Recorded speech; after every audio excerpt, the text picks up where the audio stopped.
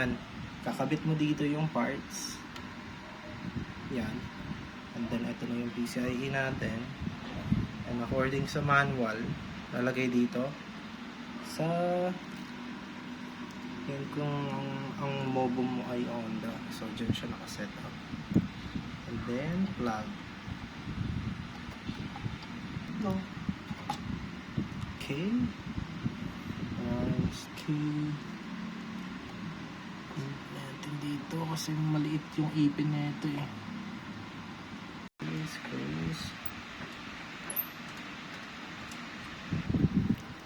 Tapos ito na ang ating dual antenna. Hindi siya nakahaba. So, napiflip lang siya. Ang snug ng ano. Okay. Solid. Tibay siya.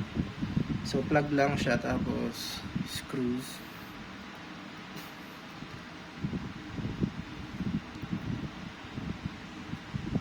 Okay. Hindi ko na masyado niligpitan.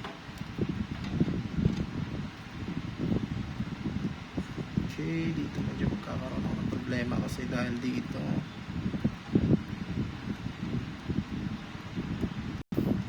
yan. Lagay ko siya dito. Naiikot din naman pala siya. Yan. Para hindi siya masyado sagaban. Yun. Okay. I think okay na yan kasi dito ko ilalagay yung mga wire. Yan. And then kulang na lang ng graphics dito. Lalagay ko dyan next time. Yan. Okay na.